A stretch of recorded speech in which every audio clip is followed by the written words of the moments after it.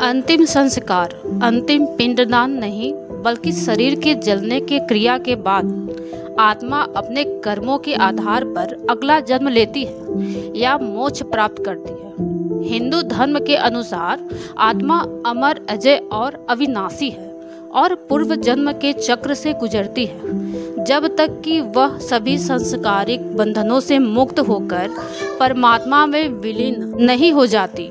गरुड़ पुराण के अनुसार मृत्यु के बाद आत्मा को यमलोक भेजा जाता है, जहां उसके कर्मों के अनुसार उसे स्वर्ग या नरक में स्थान मिलता है और फिर वह पुनर्जन्म के लिए पृथ्वी पर आती है। गरुड़ पुराण के अनुसार आत्मा का सफर मृत्यु के तुरंत बाद आत्मा शरीर छोड़ देती है, लेकिन कुछ समय के लिए अपने घर के आसपास रहती है। यमदूत आत्मा को लेने आते हैं और उसे 24 घंटे के लिए यमलोक ले जाते हैं, जहां उसे उसके जीवन के अच्छे और बुरे कर्मों का स्मरण कराया जाता है।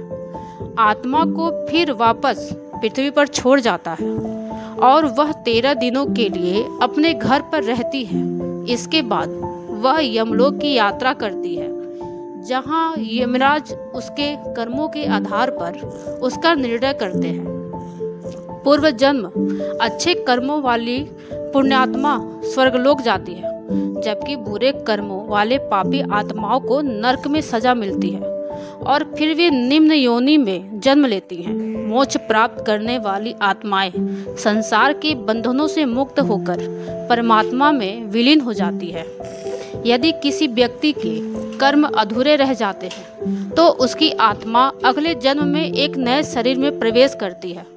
जब आत्मा सभी सांसारिक बंधनों से मुक्त हो जाती है तो वह मोक्ष प्राप्त करके परमात्मा में विलीन हो जाती है।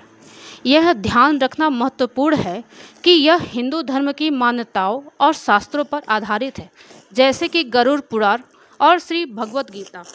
दोस्तों, अगर आपको ये वीडियो अच्छी लगी हो तो हमारे वीडियो को लाइक करिएगा